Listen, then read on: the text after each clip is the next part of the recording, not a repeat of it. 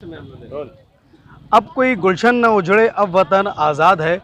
पूरे हिंदुस्तान के अंदर 15 अगस्त मनाई जा रही है। आज हम यहाँ पर खड़े हैं भारतीय मजदूर किसान यूनियन के साथ, जो तीसरा विकल्प है। सबसे पहला हमारा सवाल रहेगा कि तीसरा विकल्प बनाने की क्यों ज़रूरत पड़ी। आइए हम इनसे जानते हैं। क्या नाम है आपका? सुरेंद्र शर्मा। पहला सवाल हमारा आपसे ये है कि आपको तीसरा विकल्प किसानों के लिए बनाने की क्या ऐसी ज़रूरत आ पड़ी? अभी तक भारत में ही दो ही विकल्प थे, एक तो भारतीय जनता पार्टी और दूसरा कांग्रेस। पिछले 74 वर्षों में देखा जाए तो 60 वर्षों से ज़्यादा कांग्रेस ने राज्य किया है। कांग्रेस एक विदेश की पार्टी है जिसको भारतीय लोगों से किसी प्रकार का कोई भी प्रेम स्नेह नहीं है। उन लोगों ने भारत में किसानों को, गरीबों को, मजदूरों को सिर्फ जानवरों के रूप में इस्तेमाल किया है। इनको बढ़ाने के लिए उन्होंने कोई व्यवस्था नहीं करी है।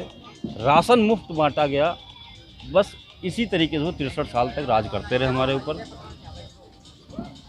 अब भारतीय जनता पार्टी की सरकार जब आई है पूर्ण बहुमत से, तो हमने ये भी महसूस कर लिया है कि उनकी नीतियाँ और इनकी नीतियों में बहुत अंतर नहीं था। कहीं न कहीं ये भी उन्हीं से ओतप्रोत हैं। इसलिए मुझे लगा कि अब राजनीतिक पार्टियां हमारे देश की जनता का, हमारे मूल भारतीय जनता का कल्याण नहीं कर पाएंगी। अब तीसरे विकल्प की आवश्यकता है। और प्रदेश को, देश को हमने देखा है घूम घूम करके, हर व्यक्ति यही कहता है कि यदि कोई तीसरा विकल्प होता तो इन दलों से मुझे मुक्ति मिल जाती। इसी से प्रेरित होकर के हमने राष्ट्रीय तीसरा विकल्प तैयार किया। आपकी पार्टी अगर सत्ता में आती है तो सबसे पहले आप किसानों के लिए क्या ऐसा करेंगे?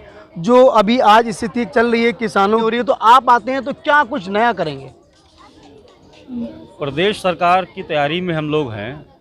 केंद्र सरकार की तैयारी 24 में होगी। हम दोनों सरकारों को आज ही दिन बोले देते हैं। सबसे पहला काम तो ये होगा कि जो कच्चा तेल है, जो 35 रुपये 28 रुपये लीटर डीजल आता है, जो आज हमको 90 रुपये खरीदना पड़ता है, पहला काम होगा कि डीजल का मूल्य आधा किया जाएगा।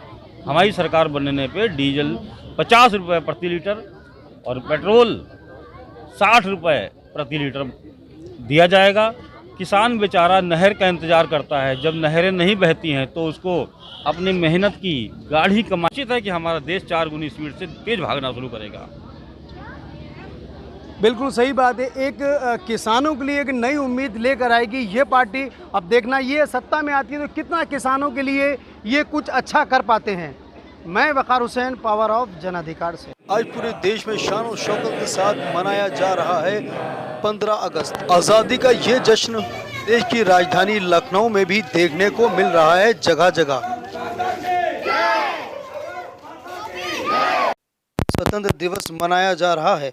स्वतंत्र दिवस के इस अवसर पर राष्ट्रीय तीसरा विकल्प पार्टी का आज पार्टी के मुख्यालय पर संपन्न ध्वजारोहण कार्यक्रम अपने मुख्यालय पर किया गया।